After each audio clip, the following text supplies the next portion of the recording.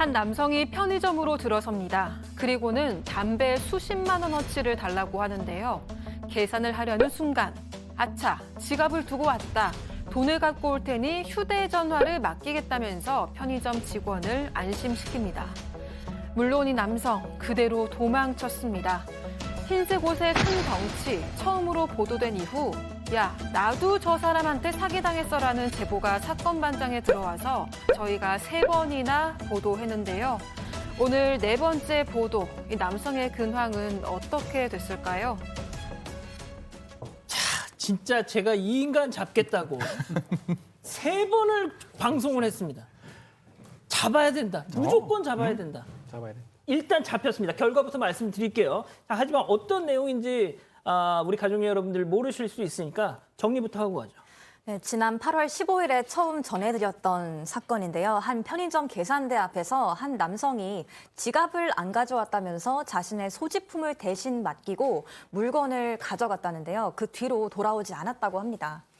그 편의점 직원은 CCTV도 있고 인근에 경찰서도 있어서 설마 하는 마음에 믿고 그 사람을 보내줬다는데 30분이 넘도록 돌아오지 않자 남성이 맡기고 간 그 소지품이 든 쇼핑백을 열어봤다고 합니다. 그 안에는 휴대폰이 꺼져 있었고 또 차키도 뭔가 이상했다고 설명을 했는데요. 그 외에도 긴팔 셔츠, 롤빗, 그리고 차키, 스마트폰, 파일, 보관함 이런 것들이 담겨 있었다고 합니다.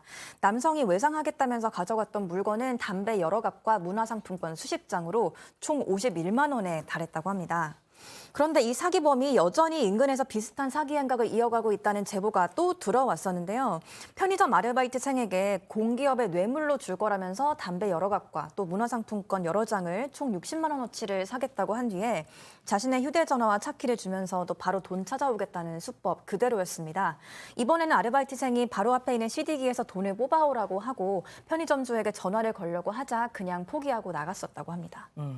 저희가 이제 이 저자의 어떤 행태를 전하면서 저 짓을 하면서 옷도 안 갈아입고 그렇죠. 맨날 똑같은 옷만 입고. 자, 박 변호사님. 네. 여기서 이제 약간 귀를 쫑긋 세우게 하는 게 그 모형 휴대폰. 이게 그렇죠. 뭐예요? 일단은 이 사람이 범행을 할 때 좀 안전장치 또 속이는 어떤 수단으로 뭐 CCTV 이런 것도 있지만 가장 자기한테는 차키하고 폰이었습니다. 사람들 입장에서 차키도 차키지만 폰이 상당히 비싸거든요. 예. 그 폰을 놔두고 뭐 사기를 치지 않을 것이다 일반적으로 생각할 거예요. 근데 알고 보니까 이 휴대폰이 실제 휴대폰이 아니고요. 전시된 모형 휴대폰입니다. 지금 저기 플레이돼 있는 거. 그렇죠. 편의점에 사기 범행 저지르기 전에 휴대전화 판매점에 들러가지고 전화기를 그냥 가지고 나왔고요. 그 직후에 편의점에 들어가서 그 휴대전화를 이용해서 사기 행각을 이어갔고요. 결국은 신고를 했습니다. 이 사람 땀도 닦았고 또 물도 마셨습니다. 그 땀에도 휴지가 DNA가 있고 컵에도 DNA가 있기 때문에 그것을 바로 제출했다고 합니다. 자, 팀장님. 진짜 제가 앞서도 말씀드렸지만 이게 공치사 같지만 사건 반장이 잡은 겁니다. 공치사세요. 아, 잡은 게 진짜? 맞습니다. 네네. 대신해 주세요. 그렇죠. 이 모형 휴대폰으로 담배 사기를 친 40대 후반의 남성인데 그 동부경찰서에 대구 동부경찰서에서 사기 혐의로 체포를 했습니다. 그리고 영장을 청구해서 구속을 시켰습니다. 구속을 시킨 다음에 확인해 보니까 동종 전과 같은 전과가 여러 개 있던 거예요. 아하. 그러니까 이 사람이 상습범이다 싶어서 여죄를 수사를 하고 있는 중이기 때문에 아마 이 여죄를 여러 건 나올 것 같습니다. 제가 보기에 이 범인을 잡은 거는 여기서 말하는 사건 반장에서 지속적으로 문제를 삼았기 때문에 또 형사할 때 열심히 노력해서 잡았기 때문에 내가 양 앵커에게 축하를 드리고 또 그리고 피자. 양 앵커도 피자를 쓰면 피자를 한 판만 쏘겠습니다. 다시 안 먹을 수 있게. 잘했습니다. 네네. 알아서 뭐 그거는 방송 끝나고 또 따로 얘기하시고요. 네네. 자, 승현님. 네네.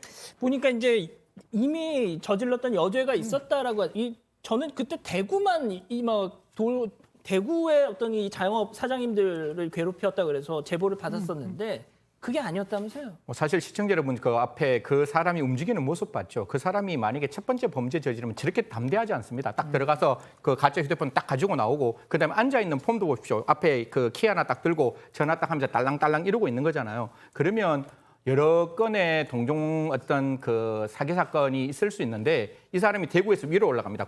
구미에서 위로 올라갑니다. 대전에서 다시 위로 올라가서 수원까지 올라가게 되는데요. 약 20여 건의 동종의 사기를 하면서 물경 1,500만 원 상당의 담배를 절도. 이게 뭐 절도인지 사기인지는 조금 살펴봐야 되겠지만 절도를 했다라고 이야기를 하고 있습니다.